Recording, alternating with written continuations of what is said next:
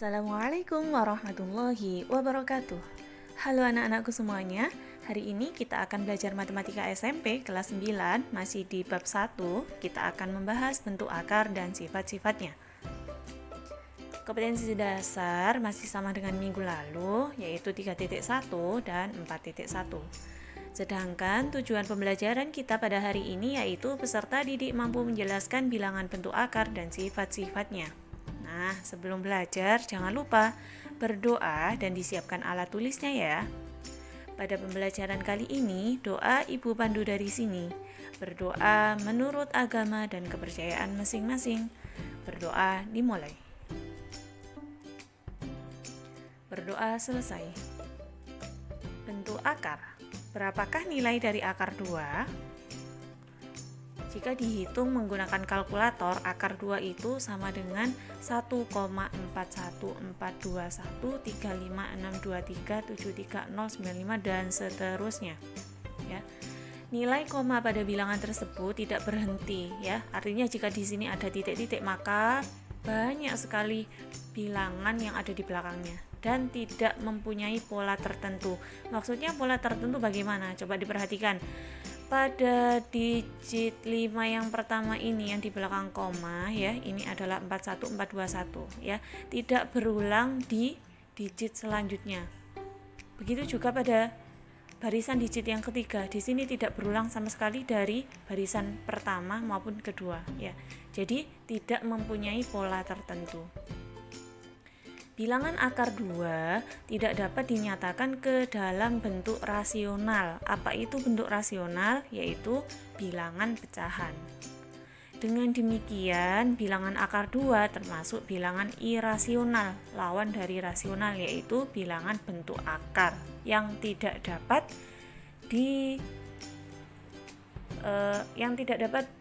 diubah menjadi bentuk pecahan ya. Nah, untuk semua A lebih dari sama dengan 0, maka akar A tidak dapat dinyatakan dalam bentuk bilangan rasional. Ya, ingat ya, bilangan rasional itu pecahan. A per B dengan B tidak boleh sama dengan 0. Maka akar A merupakan bentuk akar. Ya. Contoh, perhatikan perpangkatan dan penarikan akar berikut. Yang pertama, ada 2 pangkat 2 sama dengan 4 dan akar 4 itu sama dengan 2. Artinya di sini ya, perhatikan bilangan yang berwarna merah, ada 4 dan 2 ya. 2 pangkat 2 sama dengan 4 dan 4 akar 2 dari 4 itu adalah 2 ya. Coba diperhatikan di sini. 2 pangkat 2 itu sama dengan 4. Nah, 4 jika diakarkan maka hasilnya adalah 2. Karena akar di sini itu merupakan kebalikan dari sebuah perpangkatan, ya.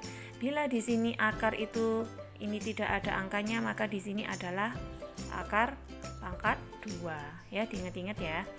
Contoh yang kedua masih sama. 2 pangkat 3 sama dengan 8 dan 8 akar pangkat 3 sama dengan 2. Diperhatikan kembali, ada 2 dan 8. 2 pangkat 3 sama dengan 8. Akar pangkat 3 dari 8 itu adalah 2 ya. Ingat-ingat, antara perpangkatan dan akar itu bisa menjadi sebuah kebalikannya. Sama, contoh yang ketiga, ada 2 pangkat 4 sama dengan 16 dan akar pangkat 4 dari 16 sama dengan 2. 2 merupakan pangkat 4 dari 16. Ya. Kemudian akar pangkat 4 dari 16 itu sama dengan 2. Nah, bisa kita simpulkan bahwa operasi penarikan akar pangkat merupakan kebalikan dari operasi perpangkatan. Oke. Bilangan berpangkat bilangan pecahan. Untuk X dan N bilangan real dan N lebih dari sama dengan 0, maka X pangkat 1 per N merupakan akar pangkat N dari X dan dapat dituliskan menjadi X pangkat 1 per N sama dengan X pangkat 1 dari N. Dan kemudian untuk X, M, dan N bilangan real dan N lebih dari sama dengan 0, maka X pangkat M per N sama dengan X pangkat M dipangkatkan dengan 1 per N. Nah, bisa disamadengankan lagi atau bisa disederhanakan lagi menjadi seperti ini ya. Bacanya gimana? Akar pangkat N dari X pangkat M ya. Bumi ulangi. Akar pangkat N dari X pangkat M. Contoh. Yang pertama, 2 pangkat 3 per 4 itu bisa diubah menjadi akar pangkat 4 dari 2 pangkat 3. Ya, Bumi ulangi. Akar pangkat 4 dari 2 pangkat 3. Dan bisa disederhanakan lagi menjadi 2 pangkat 3 itu kan sama dengan 8. Berarti di sini cara bacanya gimana tadi? Akar pangkat 4 dari 8 ya. Dan contoh yang kedua ya. Ini contoh yang kedua ini kebalikannya. Akar pangkat 5 dari 27 itu bisa disederhanakan menjadi 27 kita cari bilangan pokok yang bisa dipangkatkan dan menjadi hasilnya sama dengan 27 ya.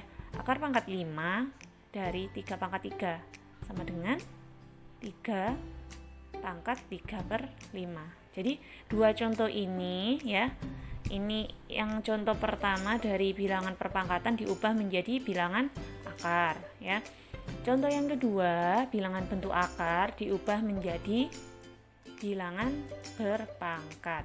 Oke. Selanjutnya ada sifat-sifat bentuk akar. Yang pertama, sifat perkalian bentuk akar. Untuk A lebih dari sama dengan 0, maka akar A kali akar B sama dengan akar A dikali akar B. Jadi bila ada bilangan bentuk akar yang dikalikan dengan bilangan bentuk akar, maka bisa langsung dikalikan. Contoh, yang pertama akar 4 dikali akar 9 ya. Kalau kita jabarkan akar 4 itu kan sama dengan 2 ya. Akar 9 itu sama dengan 3. Nah, 2 kali 3 sama dengan 6. Coba kalau kita gabungkan langsung dikalikan, apakah hasilnya sama ya? Akar 4 dikali 9 ya. Berarti kan ini ada 4 dikali 9 yang di dalam akar ya. Berarti bilangannya kita kalikan dulu menjadi seperti ini. Kemudian akar dari 36 adalah 6. Oke, contoh yang kedua masih sama. Ada akar 4 dikali akar 25 sama dengan akar 4 adalah 2. Akar dari 25 adalah 5. Maka 2 kali 5 sama dengan 10. Dan sebaliknya sama hasilnya ya. 10 juga di sini juga 10 ya. Jadi sifat perkalian bentuk akar, bila ada akar A dikali akar B, maka bisa langsung dikalikan, hasilnya akan sama. Yang selanjutnya ada sifat pembagian bentuk akar. Untuk A lebih dari sama dengan 0 dan B lebih dari sama dengan 0, maka akar A dibagi akar B sama dengan akar dari A per B ya.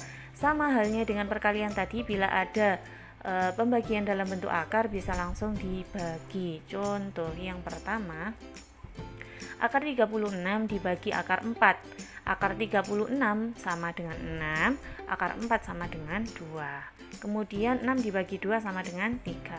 Nah, ini Bumi coba langsung dibagikan. Akar dari 36 dibagi 4. 36 dibagi 4 itu sama dengan 9. Nah, akar dari 9 sama dengan 3 ya. Sama-sama hasilnya 3. Contoh yang kedua juga demikian. Bisa di-pause dulu untuk memahami contoh-contohnya. Oke, latihan soal di sini Ibu punya satu saja latihan soal, tapi di sini untuk melengkapi tabel dan tuliskan kesimpulan dari tabel yang telah kalian kerjakan nanti ya. Ini bisa kalian tulis kembali di buku tulis kalian, nanti bisa diisi titik-titik yang kosong. Oke.